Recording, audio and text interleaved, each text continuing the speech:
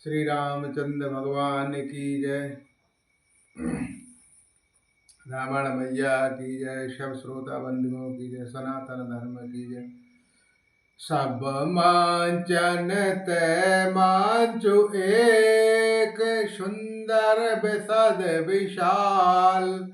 मुनि समेत दो बंधु तहें, बैठा रे महिपाल। लखन सिया रामचंद्र की जय। पवन सुत हनुमान की जय। सब मंचों से एक मंच अधिक सुंदर, उज्जवल और विशाल था। स्वयं राजा ने मुनि सहित दोनों भाइयों को उस पर बैठाया। प्रभु देखें सपनिय हारे, जनु राकेश उदय भय तारे। असे प्रेत सबके मनु माही, राम चाप तो रब सखु नाही। प्रभु को देखकर सब राजा हृदय में ऐसे हार गए, निराश एवं उत्साहहीन हो गए, जैसे पूर्वा चंद्रमा के उदय होने पर तारे प्रकाशहीन हो जाते हैं। उनके तेज को देखकर सबके मन में ऐसा विश्वास हो गया कि श्री रामचंद्र जी ही धनुष तोड़ेंगे, इसमें संदेह नहीं। बिनु भजेऊ भव धनुष विशाला, मेलहि सिया राम और माला। अस विचार गावन घर भाई, जासु प्रताप बलहु तेजु गवाही। इधर उनके रूप को देखकर सबके मन में यह निश्चय हो गया कि शिव जी के विशाल धनुष को तो संभव है न टूट सके, बिना तोड़े ही सीता जी श्री रामचंद्र जी के ही हृदय में जयमाल डालेंगी, अर्थात दोनों तरह से एक ही हमारी हार होगी और विजय श्री रामचंद्र जी के हाथों में रहेगी। यूं सोचकर वे कहने लगे, हे भाई, ऐसा विचार कर यश प्रताप बल और तेज गवाकर अपने अपने घर चलो।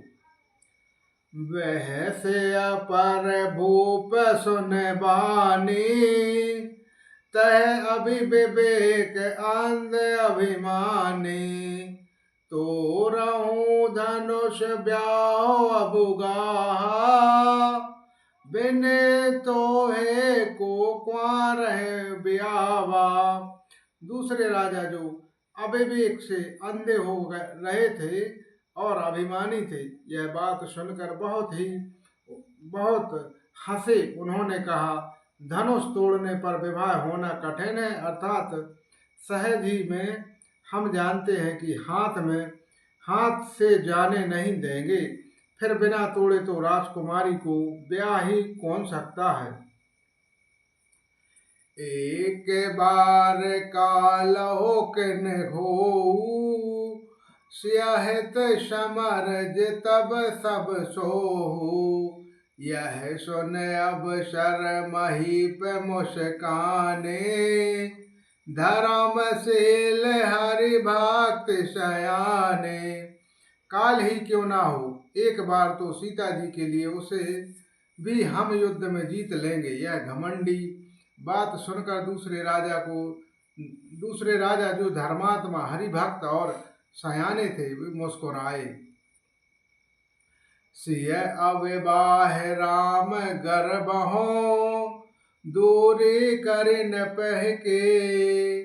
जीते कोशक संग्राम, दशरथ के रंग बाकुबार। लखन सिया रामचंद्र की जय। उमापति महादेव की जय। पवन सुत हनुमान की जय। उन्होंने कहा, हे राजाओं, गर्व दूर करके जो धनुष किसी से नहीं टूट सकेगा, उसे तोड़कर श्री रामचंद्र जी सीता को विवाहेंगे। रही युद्ध की बात, सो महाराज दशरथ जी के रण में बाकी पुत्रों को युद्ध में तो जीत ही कौन सकता है। व्यर्थ महोर जनिगाल बधाई, मन मोदक कहीं की भूख बुताई। सिख हमारी सुन परम पुनीता, जगदम्बा जानौ है सीता। गाल बज गाल बजाकर व्यर्थ ही मत मरो, मन में लड्डुओं से भी कहीं भूख बुझती है। हमारी परम पवित्र निष्कपट सीख को सुनकर सीता जी को अपने जी में साक्षात जगत जननी समझो। उन्होंने पति रूप में पाने की आशा एवं लालसा छोड़ दो। जगत पिता रघुपति विचारी, भय लोचन छबुलेउ निहारी। सुंदर सुखद सकल गुण राशि, ए दो बंधु शंभुर वासी। और श्री रघुनाथ जी को जगत का पिता परमेश्वर विचार कर नेत्र भरकर उनकी छवि देख लो। ऐसा अवसर बार बार नहीं मिलेगा। सुंदर मुख देखने देने वाले और समस्त गुणों की राशि, ये दोनों भाई शिव जी के हृदय में बसने वाले हैं। स्वयं शिव जी भी जिन्हें सदा हृदय में छिपाए रखते हैं, वे तुम्हारे नेत्रों के सामने आ गए हैं। सुधा समुद्र समीत बिहाए, मृग जलु निरखत मरहु कतुधाए।